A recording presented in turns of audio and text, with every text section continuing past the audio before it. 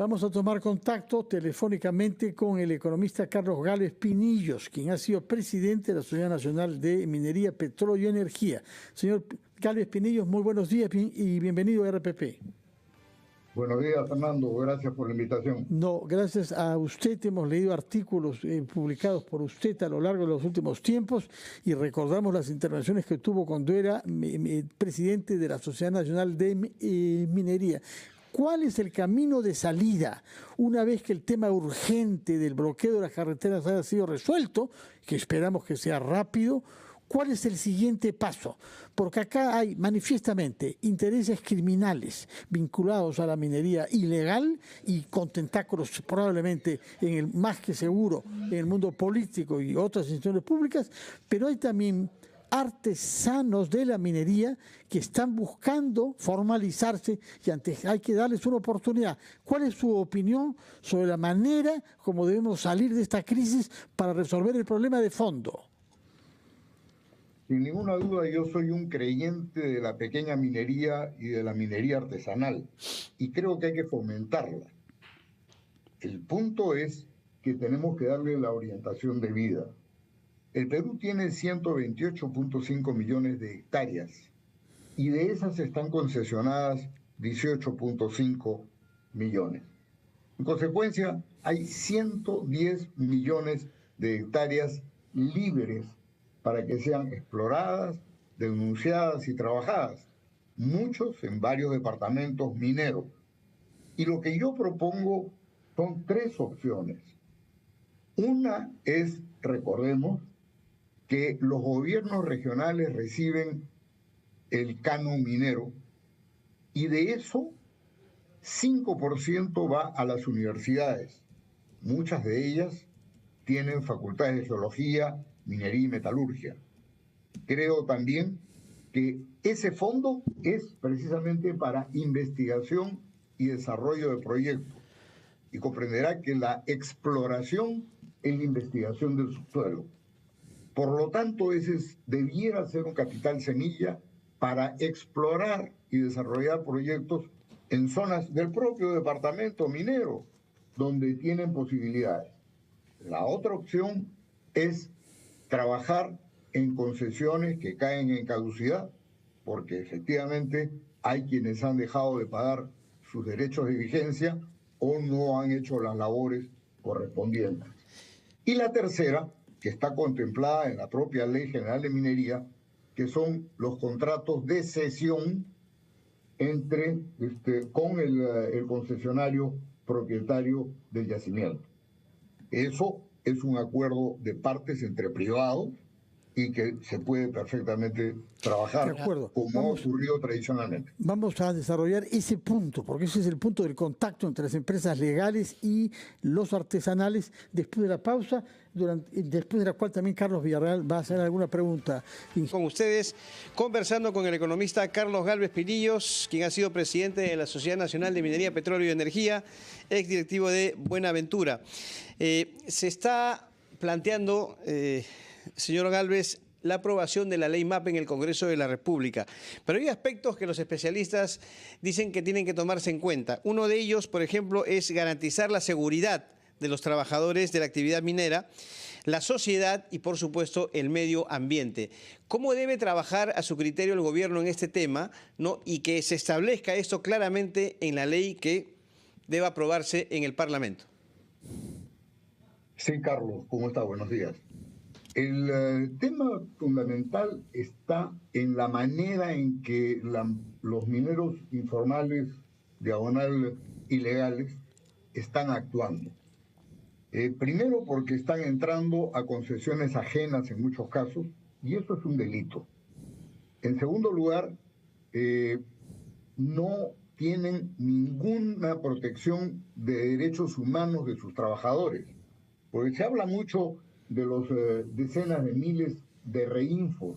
Recordemos que muchos tienen varios reinfos y entonces no necesariamente el número de personas. Y no son ellos los que van a operar.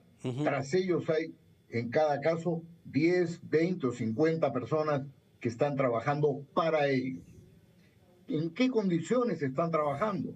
Están trabajando en condiciones de absoluta indefensión. No tienen un seguro de riesgo, no tienen seguridad social, no tienen una planilla, no tienen en absoluto ningún derecho laboral. No reciben ni siquiera los elementos de protección personal, ni siquiera cuentan con la ingeniería necesaria para asegurarse que la labor en la que están entrando va a tener ventilación para evitar morir gaseado o en el menor de los casos terminar con silicosis o neumoconiosis. Y finalmente tampoco están haciendo la ingeniería para que no haya caída de roca, que es la razón por la que en muchos casos se encuentran socavones con cadáveres aplastados por caída de roca y nadie se hace responsable. Eso es un tema de derechos humanos que yo la verdad es que quisiera saber a dónde están las ONG de derechos humanos y a dónde está la Comisión Interamericana de Derechos Humanos que no los protege.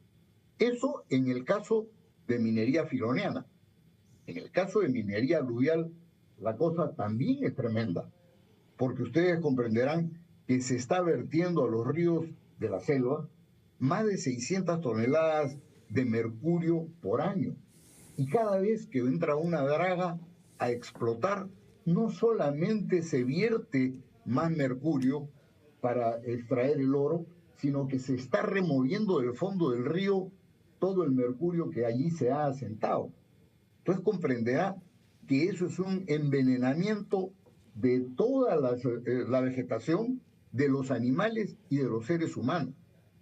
Esto que se ha extendido ya de Madre de Dios está impactando en una serie de comunidades indígenas de la selva. Ya el río Nanay está siendo explotado. Esa es la fuente de agua para agua potable de Iquitos. Estamos teniendo esto en el río Putumayo. Está pasando también el Cenepa. Estamos invadidos y estamos dejando avanzar. Y lo peor del caso es que en muchos casos, en el Putumayo hay gente de Colombia y en el Cenepa hay gente del Ecuador. O sea, territorios que han sido defendidos con la sangre de nuestros soldados están envenenándonos. Eso no puede ser. Sí, y sumamente grave lo que usted dice, particularmente el río Nanay, por su proximidad con la ciudad de Iquitos, que tiene 500.000 habitantes. Uno no se explica cómo tan cerca de Iquitos se puede permitir que mineros ilegales contaminen el agua del río, que va, como usted ha hecho notar, a abastecer a la ciudad de Iquitos ante las barbas de las autoridades que deben actuar ahí. ¿Dónde se establece el vínculo entre la minería ilegal con la enorme cantidad de dinero que produce y los trabajadores artesanales y pequeños, algunos de los cuales de buena fe quizás se están manifestando? Pero hay un vínculo entre la parte ilegal y la parte pequeña y artesanal, ¿o no? Yo creo que hay un vínculo muy cercano entre la minería artesanal y la minería ilegal, sobre todo en la parte del acopiamiento. Y ahí es donde yo quisiera explicarles algo, Fernando. Es el punto de las plantas que reciben esto. ¿Por qué?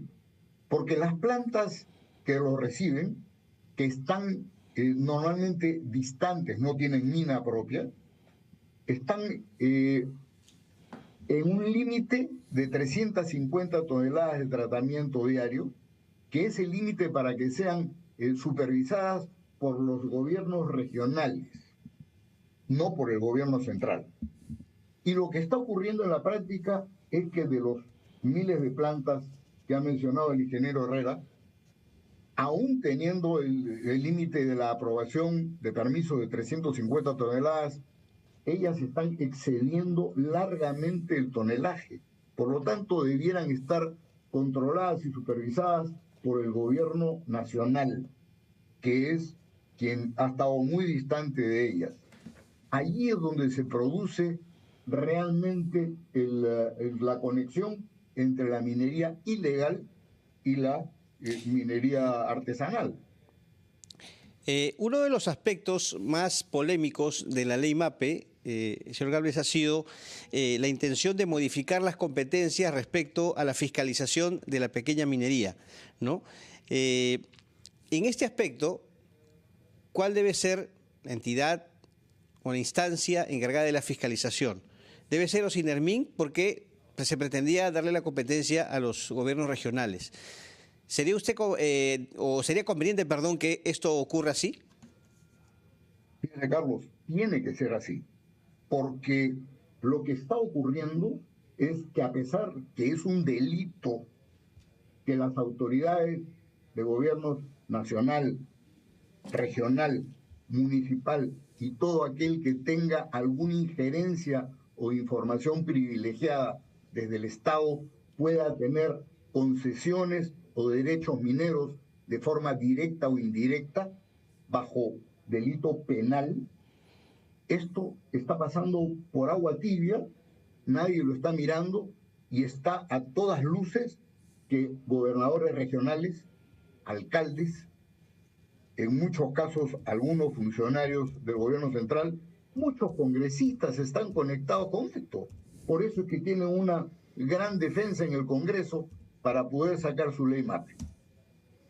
Yo estoy todo porque haya una ley de pequeña minería y minería artesanal, pero tiene que ser bien hecha y no pretendiendo legalizar la ilegalidad. Hay un tema que no quiero dejar pasar. Por favor, adelante, por favor. Vamos a culminar con él. Sí. Quisiera comentar, porque mucha gente con grandes conocimientos ha dicho, lo he escuchado incluso algunas autoridades, decir que no es posible que las compañías se pasen años pagando $3 de derecho de vigencia y con eso están impidiendo el acceso a los pequeños mineros y mineros artesanales, y que eso está muy mal. Yo quiero recordar algunas cosas. Primero, que efectivamente el derecho de vigencia básico es de $3 por hectárea por año. Pero debemos tener en consideración que además, transcurrido el tiempo, si no se hace las exploraciones, no se pone en producción de acuerdo a la producción mínima, este derecho de vigencia está sometido a penalidades que pasan a $30 por hectárea por año para subir a $75 por hectárea por año y de allí para subir a $150 por hectárea por año. De tal forma que no es solamente los $3, es $3 más la suma que he dicho. Y además, si se llega a los 30 años sin entrar en producción, cae en caducidad. Ahora, yo les quiero hacer una reflexión y a toda su audiencia. Yo quisiera recordarles, Antamina, desde que se descubrió hasta que pudo entrar en producción, tardó 50 años. Bayóvar tardó 80 años. Cerro Verde, desde que se descubrió hasta que pudo entrar en producción, 61 años. Y lo mismo ha pasado con Quellaveco y otro tanto ha pasado con Toromocho y está pasando con Michiquillay. Bien. Si nosotros redujéramos los plazos para la caducidad, ninguno de estos proyectos se hubiera podido desarrollar, y yo quiero imaginar qué sería del Perú sin esas operaciones de marca. Claro que sí. Muchísimas gracias, señor Gálvez Pinillos, por sus explicaciones, recordando que usted ha sido presidente de la Sociedad Peruana de Minería, Energía y Petróleo. Muchas gracias y que tenga usted buenos días.